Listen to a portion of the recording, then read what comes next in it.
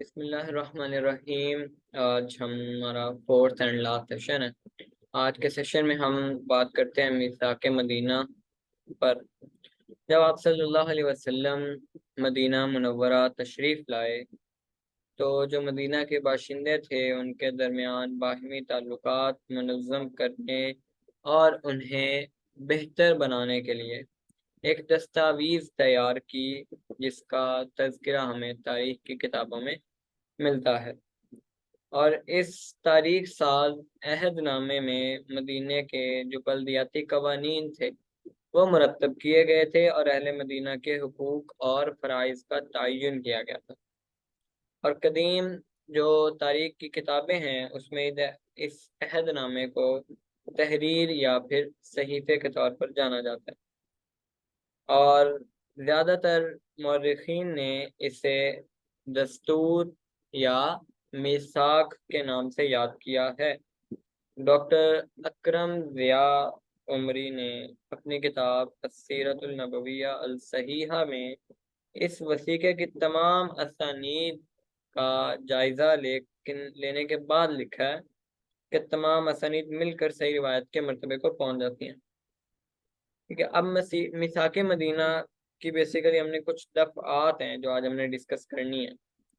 پہلی یہ کہ یہ تحریر اللہ کے رسول اور نبی محمد صلی اللہ علیہ وسلم کی طرف سے ہے، جو قریش اور اہل یثرب سے تعلق رکھنے والے مسلمانوں اور ان افراد کے درمیان طے پائی ہے جنہوں نے ان کی پیروی کی، ان میں آپ ملے اور ان کی ہمراہی میں جہاد کیا۔ دوسری تحریر ہے، اس میں ہمیں دوسرا پوائنٹ کیا ملتا ہے کہ سب لوگوں سے قطع نظر یہ لوگ مسلمان ایک امت ہیں، سیاسی وحدت ہیں۔ تیسری جو دفعہ ہے وہ یہ تھی کہ قریش کے مہاجرین قبل از اسلام کے دستور کے مطابق آپس کا جو خون بہا ہے وہ ادا کریں گے۔ اہل ایمان کے درمیان عدل و انصاف کی بنیاد پر عام طریقے سے وہ اپنے اسیروں کا فدیہ دیں گے۔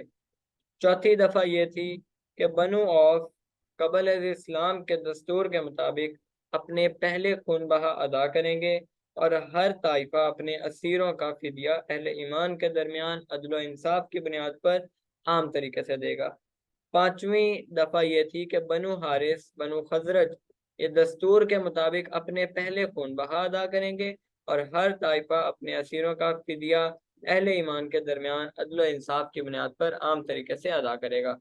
چھٹی دفعہ اس میں یہ تھی کہ بنو ساعدہ دستور کے مطابق اپنے پہلے خون بہا ادا کریں گے، اور ہر طائفہ اپنے اسیروں کے جو فدیے ہیں وہ اہل ایمان کو ان کے درمیان عدل و انصاف کی بنیاد پر عام طریقے سے ادا کرے گا۔ ساتویں دفعہ یہ تھی کہ بنو جشم جو ہے دستور کے مطابق ویسے ہی اپنے جو پہلے خون بہا ہے وہ ادا کریں گے اور پھر فدیہ دیں گے، اور پھر بنو نجار جو ہیں یہ بھی دستور کے مطابق اپنے پہلے خون بہا ادا کریں گے، اور ہر جماعت جو ہے وہ اپنے اسیروں کا فدیہ اہل ایمان کے درمیان عدل و انصاف کی بنیاد پر رائج طریقے سے دے گی۔ اگلی دفعہ بنو عمر بن عوف دستور کے مطابق ویسے ہی اپنے پہلے خون بہا ادا کریں گے، اور ہر فریق جو ہے وہ اپنے اسیروں کا فدیہ جو ہے وہ اہل ایمان کو دے گا۔ پھر جو بنو نبیت ہیں وہ بھی ایسے ہی دستور کے مطابق اپنے پہلے خون بہا ادا کریں گے، اور ہر گروہ جو ہے اپنے قیدیوں کا فدیہ اہل ایمان کے درمیان عدل و انصاف کی بنیاد پر رائج طریقے سے دے گا۔ پھر بنو اوس وہ بھی ایسے ہی دستور کے مطابق اپنے پہلے خون بہا ادا کریں گے۔ تو یہ کچھ قبائل کے نیم تھے جن کو جو ہے جنہوں نے اپنا جو پہلے اسلام سے پہلے جو ہے وہ خون بہا تھا اس کی ادائیگی کرنی تھی، اور ان کے جو قیدی تھے ان کا فدیہ دینا تھا۔ پھر نیکسٹ امپورٹنٹ دفعہ وہ یہ ہے کہ اہل ایمان کسی مفلس یا مقروض کو بے یار و مددگار نہیں چھوڑیں گے، بلکہ قاعدے کے مطابق فدیہ، دیت اور تاوان ادا کرنے میں اس کی مدد کریں گے، اور کوئی مومن دوسرے مومن کے معاہداتی بھائی سے اس کی اجازت کے بغیر حلیفانہ معاہدہ نہیں کرے گا۔ 13th جو پوائنٹ ہے وہ یہ تھا کہ تقوی شعار اہل ایمان جو ہیں وہ ہر اس آدمی کے خلاف کمر بستہ رہیں گے جو سرکشی کرے گا یہ ظلم و زیادتی اور گناہ کا مرتکب ہوگا یا اہل ایمان میں فتنہ اور فساد پھیلانے کی سعی کرے گا۔ ان سب کے ہاتھ ایسے شخص کی مخالفت پر ایک ساتھ اٹھیں گے، خواہ وہ ان میں سے کسی کا بیٹا ہی کیوں نہ ہو۔ 14 پوائنٹ یہ تھا کہ کوئی مومن کسی مومن کو کافر کی خاطر قتل نہیں کرے گا اور نہ کسی مومن کے خلاف کافر کی مدد کرے گا۔ 15 پوائنٹ یہ ہے کہ اللہ کا عہد و پیمان ایک اور سب کے لیے ہے، مسلمانوں کا ادنا سے ادنا فرد بھی کسی کو پناہ دے کر سب کو اس کا پابند کر سکتا ہے۔ لوگوں کے بالمقابل اہل ایمان ایک دوسرے کے حلیف اور ضامن ہیں۔ اور یہود کا نیکسٹ پوائنٹ ہے، یہود کا کوئی فرد ہمارا ساتھ دیتا ہے تو اسے مکمل تعاون اور مساویانہ حقوق حاصل ہوں گے، اس پر ظلم نہیں ہوگا اور نہ اس کے خلاف کسی کی مدد کی جائے گی۔ نیکسٹ پوائنٹ یہ تھا کہ اہل ایمان کی صلح ایک ہے، اللہ کی راہ میں کوئی مومن کسی دوسرے مومن کو چھوڑ کر دشمن سے صلح نہیں کرے گا جب تک کہ صلح سب کے لیے برابر نہ ہو۔ 18 پوائنٹ یہ تھا کہ ہر جنگجو گروہ جو ہماری معیت میں لڑے گا اس کے افراد آپس میں ایک دوسرے کی جانشینی کریں گے۔ نیکسٹ پوائنٹ یہ تھا کہ اہل ایمان اللہ کی راہ میں قتل ہونے والوں کا انتقام لیں گے۔ نیکسٹ پوائنٹ یہ تھا کہ بلا شبہ متقی اہل ایمان بہترین اور سیدھے رستے پر ہیں، کوئی مشرک قریش کے کسی فرد یا جائیداد کو اپنی تحویل یا نگرانی یا ذمہ داری میں نہیں لے گا اور نہ اس سلسلے میں کسی مسلمان کے آڑے آئے گا۔ نیکسٹ پوائنٹ یہ تھا کہ جو شخص کسی مومن کو ناحق قتل کرے اور اس کا ثبوت بھی مل جائے تو اس سے قصاص لیا جائے گا، بجز اس کے کہ مقتول کے ورثاء خون بہا لینے پر راضی ہو جائیں۔ تمام اہل ایمان قاتل کے خلاف ہوں گے اور اس کے سوا ان کے لیے کوئی صورت درست نہیں ہوگی۔ پھر نیکسٹ پوائنٹ یہ تھا کہ کسی مسلمان کے لیے جو اس نوشتے کے مندرجات کی تکمیل کا اقرار کر چکا اور اللہ اور یوم آخرت پر ایمان لایا ہے، جائز نہیں ہے کہ وہ کسی قانون شکن کی مدد کرے یا اسے پناہ دے۔ جو ایسے مجرم کی مدد کرے گا یا اسے پناہ دے گا قیامت کے دن اللہ کی لعنت اور اس کے غضب کا مستحق ٹھہرے گا اور اس سے کوئی فدیہ یا عوض قبول نہیں کیا جائے گا۔ اور نیکسٹ پوائنٹ یہ تھا کہ جب بھی تم لوگ کسی معاملے میں اختلاف کرو گے اس معاملے میں اللہ اور اس کے رسول محمد صلی اللہ علیہ وسلم کی طرف رجوع کیا جائے گا۔ نیکسٹ پوائنٹ 24 یہ تھا کہ یہود اس وقت تک مسلمانوں کے ساتھ اخراجات برداشت کریں گے جب تک ان کے ہمراہ جنگ کریں گے۔ اور 25 پوائنٹ یہ تھا کہ بنو اوف کے جو یہود ہے وہ مومنین کے ساتھ ایک امت سیاسی وحدت کے طور پر تسلیم کیے جاتے ہیں، یہود کے لیے ان کا دین ہے اور مسلمانوں کے لیے ان کا دین، ٹھیک ہے، موالی یعنی آزاد کردہ غلام ہو کہ اصل۔ ہاں، جو ظلم اور گناہ کا ارتکاب کرے گا وہ اپنی ذات اور گھرانے کے سوا کسی کو ہلاکت میں نہیں ڈالے گا۔ اور اسی طرح یہود بنو نجار، یہود بنو حارث، یہود بنو سعدہ، یہود بنو جشم، یہود بنو اوس اور یہود بنو سالبہ، ان سب کو بھی وہی حقوق حاصل ہوں گے جو کہ بنو اوف کو ہوں گے۔ اس طرح بنو جفنا بنو سالبہ کی شاخ ہے، انہیں بھی وہی حقوق حاصل ہوں گے جو بنو سالبہ کو حاصل ہوں گے۔ اور اسی طرح بنو شتیبہ کو بھی، سالبہ کے موالی بھی، یعنی ان سب کو جو ہے وہ برابر حقوق دیے جائیں گے جیسے بنو اوف کو دیے جائیں گے، لیکن اگر ان میں سے کوئی ظلم کرے گا یا گناہ کا ارتکاب کرے گا تو وہ اپنی ذات اور گھرانے کے سوا کسی اور کو ہلاکت میں نہیں ڈالے گا۔ پھر یہود کے جو حامی اور دوست قبائل ہیں ان کو بھی وہی حقوق دیے جائیں گے جو خود یہود کو حاصل ہوں گے۔ پھر ان میں سے کوئی بھی آپ صلی اللہ علیہ وسلم کی اجازت کے بغیر معاہدے سے نہیں نکلے گا اور یہود اپنے اخراجات کے ذمہ دار ہوں گے اور مسلمان اپنے اخراجات کے۔ جو کوئی اس معاہدے کے شرکاء سے جنگ کرے گا تمام شرکاء اس کے خلاف ایک دوسرے کی مدد کریں گے، انہیں باہمی مشاورت اور خیر خواہی سے کام لینا ہوگا اور وہ وعدے کا پاس کریں گے، عہد شکنی کے مرتکب نہیں ہوں گے اور کوئی شخص اپنے حلیف کی بد عملی کا ذمہ دار نہیں ہوگا اور مظلوم کی مدد ہر حال میں کی جائے گی۔ تو نیکسٹ پوائنٹ اس سے یہ تھا کہ یہود اس وقت تک مسلمانوں کے ساتھ، جو ہم نے یہ پیچھے پڑھا ہے، مصارف برداشت کرتے رہیں گے جب تک وہ ان کی ہمراہی میں جنگ کریں گے۔ نیکسٹ پوائنٹ یہ تھا کہ معاہدے کے شرکاء کے لیے سرزمین یثرب کی حیثیت حرم کی ہوگی، یعنی یہ مقدس مقام اور جنگ کے لیے یہ ممنوع علاقہ ہوگا۔ اور پھر نیکسٹ پوائنٹ یہ تھا کہ پناہ گزین سے وہی برتاؤ ہوگا جو عام باشندے سے ہوتا ہے، اسے کوئی نقصان نہیں پہنچایا جائے گا اور نہ وہ خود عہد شکنی کرے گا۔ پھر نیکسٹ پوائنٹ یہ تھا کہ کسی کی زیر کفالت شے کو اس کی اجازت کے بغیر پناہ نہیں دی جائے گی۔ نیکسٹ پوائنٹ یہ تھا کہ معاہدے کے شرکاء کے درمیان اگر کوئی بات یا جھگڑا ہو جائے جس کے نتیجے میں فساد برپا ہونے کا خدشہ ہو تو اس کے متعلق اللہ اور اس کے رسول صلی اللہ علیہ وسلم سے رجوع کیا جائے گا، اور اس دستاویز میں اللہ تعالیٰ کو وہ چیز قبول ہے جو نیکی اور بھلائی کے زیادہ قریب ہے۔ دین نیکسٹ یہ تھا کہ قریش کو پناہ دی جائے گی، نہ ان کے حامیوں کو، اور اگر کوئی باہر سے یثرب پر حملہ آور ہوگا تو معاہدے کے شرکاء اس کے خلاف ایک دوسرے کی مدد کریں گے، اور اگر انہیں یہود کو صلح کرنے کی دعوت دی جائے گی تو وہ قبول کریں گے، اور اگر وہ اسی قسم کا مطالبہ مسلمانوں سے کریں گے تو اسے بھی ضرور پورا کیا جانا چاہیے، بجوز اس کے کہ اس صورت میں ہر ایک اپنے مد مقابل کا سامنا کرے گا، وہ حلیف دین اسلام سے برسر پیکار نہ ہوں۔ نیکسٹ پوائنٹ یہ تھا کہ اوس کے یہود کو، وہ چاہے موالی ہوں چاہے اصل باشندے ہوں، شرکائے معاہدہ کے حقوق حاصل ہوں گے، شرکائے معاہدہ ان سے وفاداری کرنے کے پابند ہوں گے، عہد کا پاس کیا جائے گا اور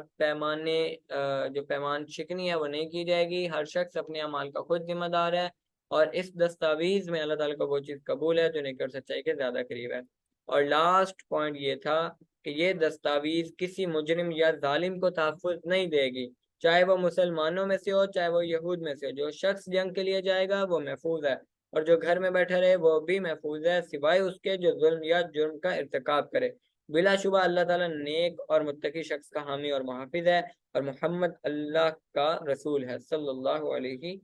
وسلم۔ اب ان پوائنٹس سے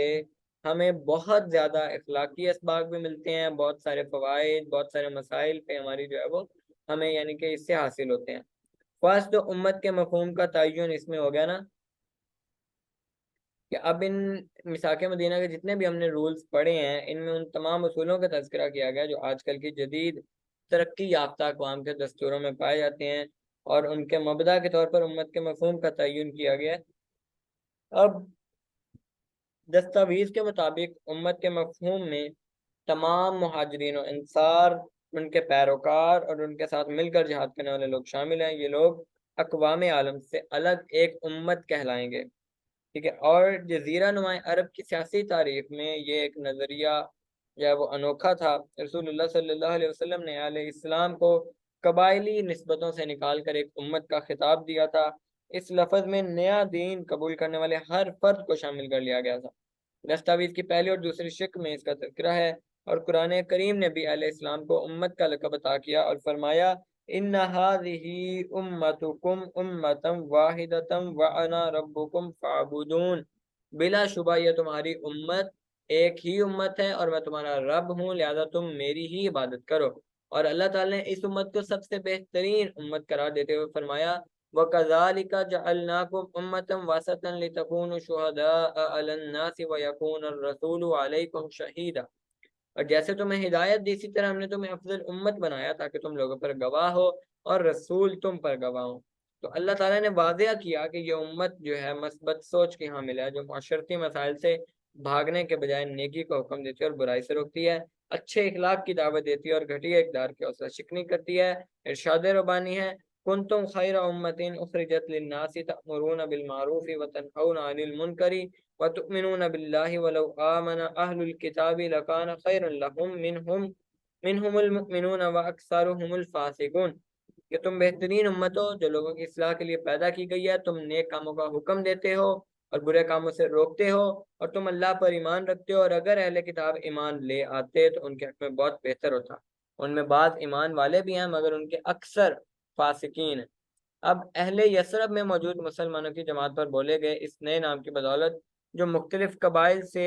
تعلق رکھنے والے جمیع مسلمان تھے، اسلامی رشتے کی بنیاد پر اس جماعت کے پرچم تلے آگے، وہ ایک دوسرے کا سہارا بنے، انہوں نے ظالم کے خلاف مظلوم کی مدد کا شعار اپنایا اور محبت، قربت اور ہمسائیگی کے حقوق کی پاسداری کی۔ اور اوس و خزرج کے جو دونوں قبائل تھے وہ انصار میں تبدیل ہو گئے، اور انصار و مہاجرین نے باہم مل کر مسلمانوں کی جماعت تشکیل دی اور یوں وہ امت واحدہ کی صورت اختیار کر گئے، ٹھیک ہے۔ اور اس میں اور بھی بہت سارے امپورٹنٹ پوائنٹس ہمیں ملتے ہیں، ٹھیک ہے، لائک اقتدار صرف اقتدار اعلیٰ جو ہے وہ صرف اللہ اور اس کے رسول صلی اللہ علیہ وسلم کے لیے۔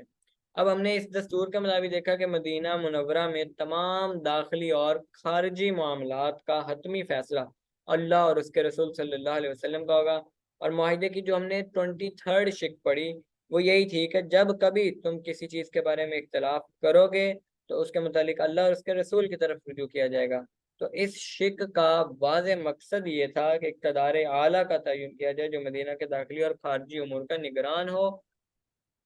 اور اختلافات میں اس کی بات کو قول فیصل کا درجہ دیا جائے تاکہ شہر کے اندر مختلف قیادتوں کے نتیجے میں پھیلنے والی جو ممکنہ سیاسی انارکی ہے اور اضطراب کا حفظ ما تقدم کے طور پر سدباب ہو۔ اب اس شک میں ضمنی طور پر یہ بات بھی کھول دی گئی تھی کہ نبی صلی اللہ علیہ وسلم اس نئی ریاست کے فرما روا ہوں گے، اور دستاویز میں یہ تعین بھی کیا گیا تھا کہ یہ سیاسی نوعیت کے 3 بنیادی عدالتی، قانون سازی اور نفاذ قوانین کی اختیارات کا سرچشمہ کیا ہوگا۔ رسول اللہ صلی اللہ علیہ وسلم اللہ کے احکامات کو اس نئی ریاست میں نافذ کرنے کی شدید خواہش رکھتے تھے۔ اس کی وجہ یہ ہے کہ زمین پر اللہ تعالیٰ کی حاکمیت بابر کرانا اور اس کے نفاذ کی کوشش کرنا اس کی بندگی کا مظہر ہے۔ اللہ تعالیٰ نے قرآن مجید میں ارشاد فرمایا ہے، ان الحکم الا للہ امر اللہ تعبدوا الا ایاہ ذالک الدین القیم ولکن اکثر الناس لا یعلمون، کہ اللہ کے سوا کسی کا حکم نہیں، اس نے حکم دیا کہ تم صرف اسی کی عبادت کرو، یہی سیدھا دین ہے، مگر اکثر لوگ علم نہیں رکھتے۔ تو یعنی عقائد، عبادات اور معاملات زندگی میں حقیقی جو حکومت ہے وہ اللہ تعالیٰ ہی کی ہے، اور وہ اپنے چنیدہ بندوں پر یہ کام نازل فرماتا ہے، کسی بشر کے لائق نہیں کہ وہ ان معاملات میں اپنی رائے، خواہش، عقل، قیاس، اجتہاد یا استحسان وغیرہ سے کام لے۔ یہ قاعدہ اللہ کے دین کے اساس ہے جو تمام پیغمبروں نے بیان کیا۔ زمان و مکان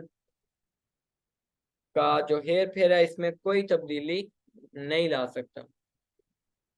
قرآن کریم نازل کرنے کا مقصد جو ہے وہ بھی یہی تھا کہ بندوں پر واضح کر دیا جائے کہ بندگی صرف اللہ تعالیٰ کی اور اقتدار اعلیٰ بھی صرف اسی کے پاس ہے۔